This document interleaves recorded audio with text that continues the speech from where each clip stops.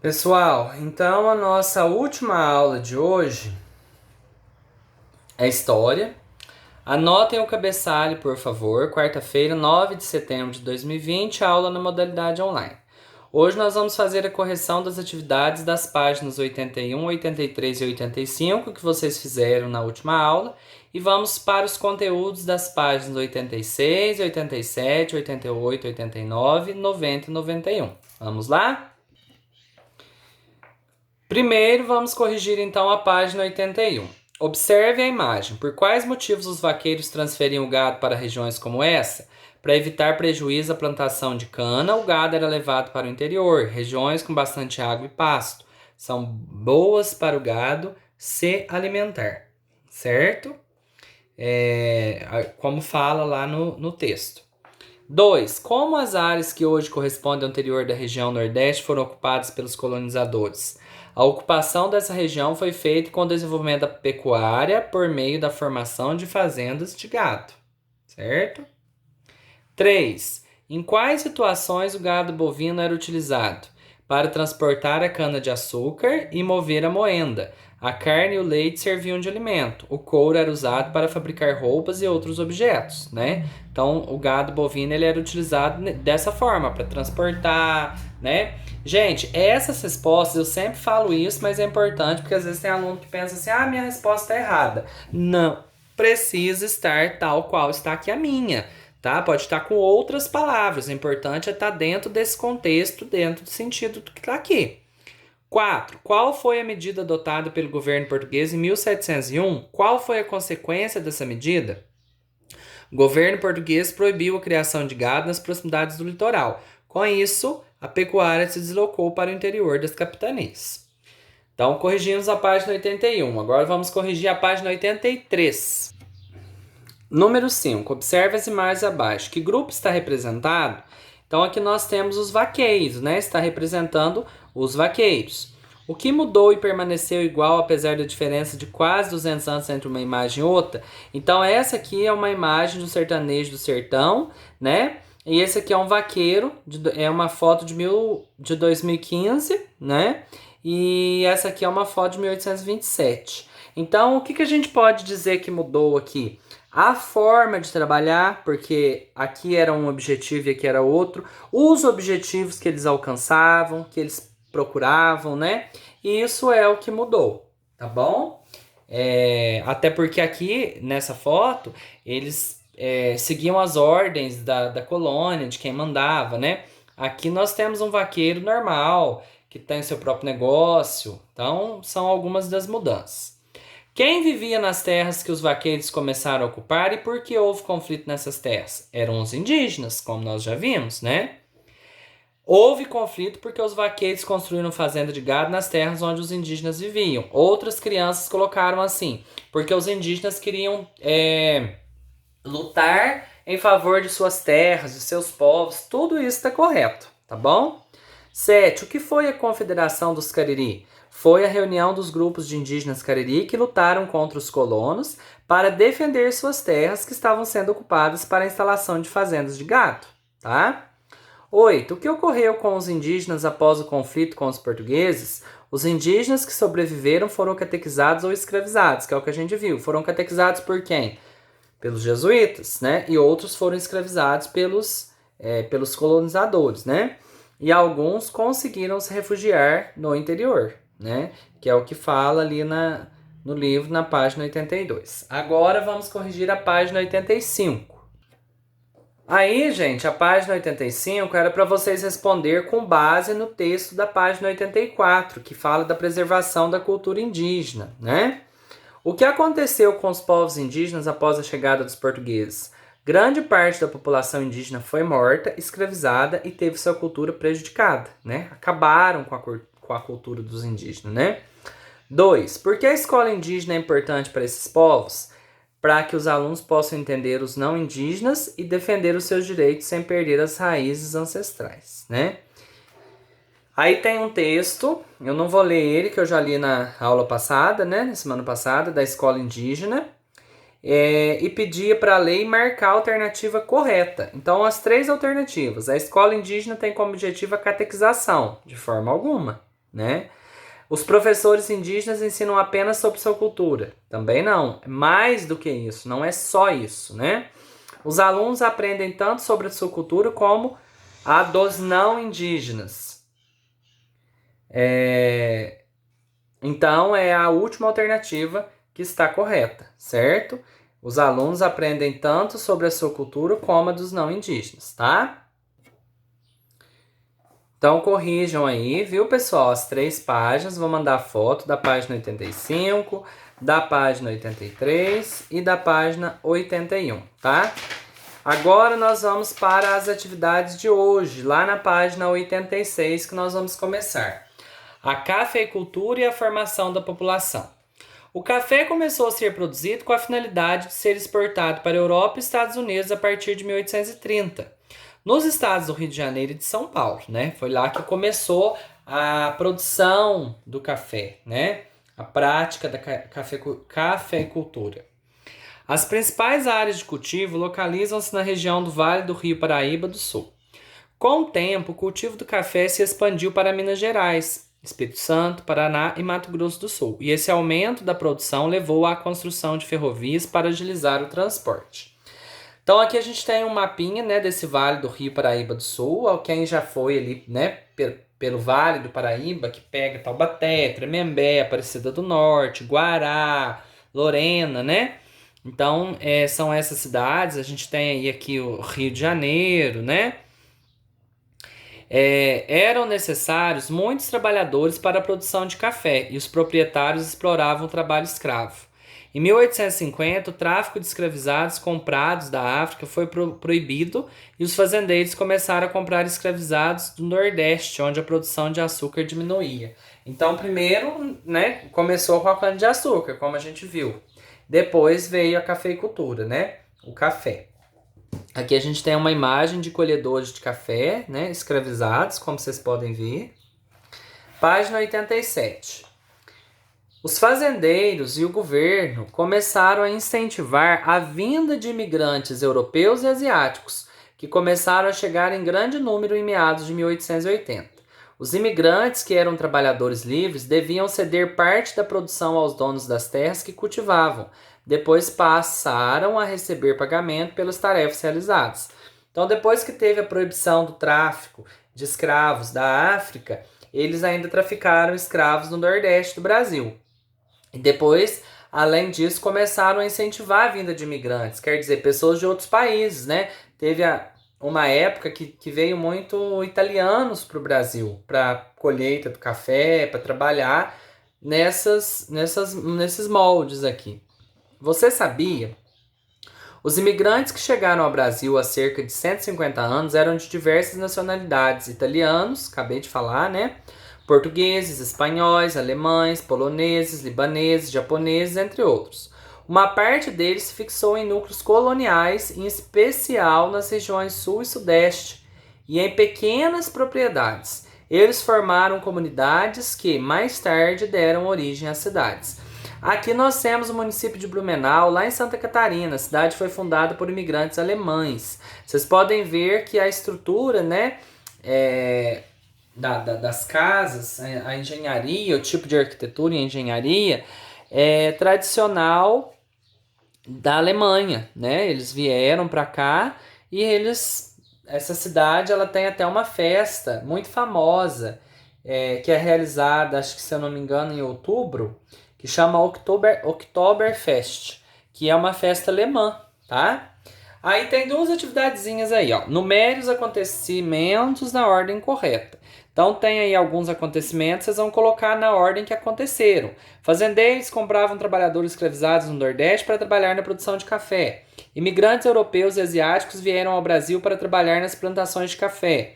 O café começou a ser cultivado nos estados do Rio de Janeiro e de São Paulo. A lavoura cafeeira se expandiu para Minas Gerais, Espírito Santo, Paraná e Mato Grosso do Sul. Então, o que veio primeiro? O café começou a ser cultivado no estado do Rio de Janeiro e São Paulo, que é o que fala lá no comecinho do texto. Depois disso, se expandiu para outros estados. Depois disso, eles compravam, né, os escravos no Nordeste. Aí vocês vão colocar os quatro acontecimentos na ordem aí. 2. Por que os fazendeiros passaram a comprar trabalhadores escravizados no Nordeste e incentivaram a vinda de imigrantes? O que fato que aconteceu que fez com que os fazendeiros tomassem essa atitude? Vamos para a página 88. Página 88 fala o seguinte: condições de vida e trabalho, os imigrantes. Há cerca de 150 anos, imigrantes de diversas nacionalidades foram atraídos ao Brasil por propagandas que ofereciam trabalho, terras e oportunidades para melhorar as condições de vida. Um grande número de imigrantes foi enviado para trabalhar nas fazendas de café do estado de São Paulo. Os fazendeiros, acostumados ao regime escravista, ofereciam condições de trabalho muito hostis aos recém-chegados. Os salários eram baixos, os pagamentos atrasavam, as moradias eram precárias e geralmente não havia escola nem assistência médica para os imigrantes. Aqui a gente tem uma imagem de uma colônia de imigrantes europeus no município de Santa Leopoldina, no estado do Espírito Santo, em 1877. Então, o que acontecia, gente? Os fazendeiros estavam acostumados com a escravidão, né? A escravizar os africanos, depois escravizaram pessoas do Nordeste. Então, quando eles receberam esses imigrantes, eles não deram uma condição digna de trabalho, como é o que a gente vê hoje, né? Que tem que ter o salário direitinho, tem as vantagens, tem um lugar para morar, tem atendimento à saúde, à educação, né? Escolas, creches e tudo mais. O que eles fizeram? Era de qualquer jeito, né? Eles eram jogados numa moradia qualquer, mal recebiam seus salários, não tinha ajuda, não tinha nada, né? Condições de vida e trabalho, livres e libertos. Em 1888, o regime escravista chegou ao fim, né? Então vocês vão estudar muito mais sobre isso aí ainda, né? Que teve a lei da abolição da escravatura, né? Entretanto, os ex-escravos passaram por dificuldades somando-se à população pobre em busca de ofertas de emprego. Nas lavouras de café do estado de São Paulo, onde o trabalho antes era realizado por escravizados, os fazendeiros deram preferência aos trabalhadores imigrantes. A população local de ex-escravos era contratada para trabalhos temporários nas lavouras por um curto período de tempo. Muitos viviam de atividades informais, como trabalhos domésticos ou transportes de carga. Sem acesso à moradia, trabalho e educação, muitos migraram do campo para as cidades em busca de melhores oportunidades. Aqui a gente tem uma imagem, né, trabalhadores livres no município de Porto Alegre, no estado do Rio Grande do Sul, em 1910. Então, assim que foi abolida a escravatura em 1888, as pessoas começaram buscar emprego, buscar valorização, né? Porque logo depois já saiu a Constituição que previa os direitos trabalhistas, né? Receber o seu salário, trabalhar determinadas horas por dia sem exceder, né? Enfim, cada um foi buscando o que de melhor, né, para si, melhores condições de vida, tá? Na página 89 agora, nós temos aqui um texto, né? Leia o texto a seguir e responda às questões. Imigração e conflito. O tratamento que os imigrantes recebiam nas fazendas provocava atritos não apenas com os próprios trabalhadores, mas com os governos dos seus países de origem, os quais chegaram a proibir a vinda dos seus cidadãos a São Paulo com passagem paga, levando as autoridades brasileiras em várias ocasiões a procurar novas fontes de mão de obra. Aí pergunta aqui nesse texto, como era a vinda dos imigrantes nas fazendas de café? Então, a gente já leu ali para trás uns pedacinhos que fala, né? Como que era? Eles tinham condições boas de trabalho? Não tinham. A gente acabou de ler que as condições eram hostis, que eles tinham salários baixos, que os pagamentos atrasavam, que as moradias eram precárias, não tinha acesso à saúde nem à educação, né? Então, vocês vão colocar tudo isso aí nessa letra A. Aí depois, na letra B, pergunta o seguinte: de acordo com o texto, qual foi a consequência dessas condições? Então, o que fala aqui no texto? O que foi a consequência disso? Teve proibição pelos países de origem da vinda de cidadãos ao Brasil, mesmo com passagem paga. Então, o que eles fizeram? Eles proibiram, né, de vir para cá, né? Mesmo que pagasse a passagem, não podia, né? 4. O trabalho temporário no campo, concentrado no período de colheita, por exemplo, é ainda hoje bastante comum na produção agrícola no Brasil. Em sua opinião, essa prática representa uma continuidade ou uma mudança em relação à vida no campo no passado? Então, o que vocês acham? Opinião de vocês, essa questão 4 aqui, ó. Em sua opinião, essa prática de trabalhar no campo, né, na colheita do café, igual aqui em Turvolândia, a gente tem muito isso ainda, né? O trabalho no campo, colheita de café, trabalha nas lavouras. Então, o que vocês acham? Ela representa uma continuidade daquilo que era naquela época, que eles tinham condições precárias, que eles não recebiam, que eles viviam escravizados? Ou vocês acham que teve uma mudança em relação à vida no campo do que era no passado para o que é agora? Vamos responder aí. Agora, na página 90 e 91, pessoal, tem aqui um box informativo, né? Como as pessoas faziam para. Então, antigamente tudo era diferente. Então, vamos ler aqui para a gente entender. Adoçar os alimentos. No Brasil, a maioria das pessoas usa o açúcar feito da cana-de-açúcar para adoçar os alimentos. Mas será que sempre foi assim? O que as pessoas usavam há cerca de 500 anos? Ao longo do tempo, houve mudanças no modo de adoçar os alimentos. É essa história que você vai conhecer agora. Então, nós temos rapadura. Durante o período colonial no Brasil, os pobres e os negros escravizados usavam o mel e o melaço. Quando a situação de alguns deles melhorou, começou a usar rapadura. Depois nós temos o mel. Os povos indígenas não utilizavam o açúcar feito da cana-de-açúcar. Eles consumiam mel de abelhas para adoçar o paladar. Os africanos trazidos ao Brasil também costumavam coletar mel. Açúcar mascavo, que é aquele açúcar que tem até hoje, né? Adoçar os alimentos com açúcar não era um hábito muito comum até cerca de 200 anos atrás. Na Europa, durante um bom tempo, o açúcar foi um produto muito caro e raro. Apenas os ricos podiam consumi-lo. Como era um produto de luxo, os portugueses começaram a produzir no Brasil o valioso açúcar para vendê-lo na Europa. Então, o açúcar mascavo começou a se produzir lá nessa época. Os diferentes tipos de açúcar. Você já deve ter visto no supermercado que existem vários tipos de açúcar. Os mais comuns são mascavo, cristal e refinado. Quais são as diferenças entre eles? Mascavo é o açúcar obtido após o cozimento do caldo da cana, sem passar por processos químicos. Por isso é o tipo mais rico em nutrientes, né? Que é o mais recomendado pelos nutricionistas. O cristal, ele recebe tratamento químico que o deixa bem mais claro que o mascavo e em formato de cristais. Cerca de 90% de seus nutrientes são perdidos nesse processo, por isso que é o menos recomendado é o cristal. Refinado, o açúcar torna-se branco e fino após passar pelo refinamento, quando é peneirado e recebe tratamento químico. É o tipo mais saboroso e consumido, mas contém pouquíssimos nutrientes. Então, quer dizer, o mais recomendado é o mascavo, certo? Porque é o que tem mais nutrientes. Beterraba branca. Há quase 200 anos, outro tipo de açúcar feito da beterraba era produzido na Europa. Não era a beterraba vermelha, como a conhecemos, mas outro tipo, a branca, maior e mais doce. Açúcar refinado. Começou a se tornar mais popular pouco mais de 100 anos. O açúcar refinado era bem mais caro do que o mascavo. A quantidade de açúcar refinado que cada um consome tem aumentado, especialmente porque muitos produtos industrializados têm grande quantidade de açúcar. Atividades. A gente tem duas atividadezinhas aqui, ó. O Brasil era um grande produtor de açúcar há cerca de 400 anos. Por que as pessoas que produziam, pobres e negros escravizados, não o consumiam? O que eles utilizavam para adoçar os alimentos? Não precisa responder essas atividades, tá, pessoal? Nós vamos ler apenas e responder oralmente. Não precisa anotar no caderno, tá?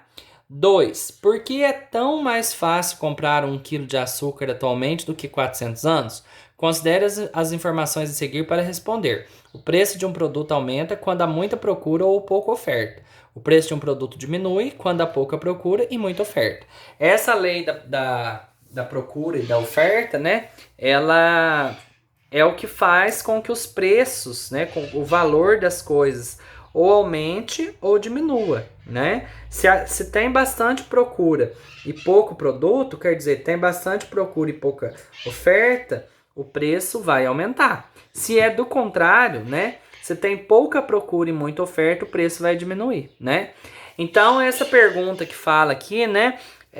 Por que que os escravos não consumiam?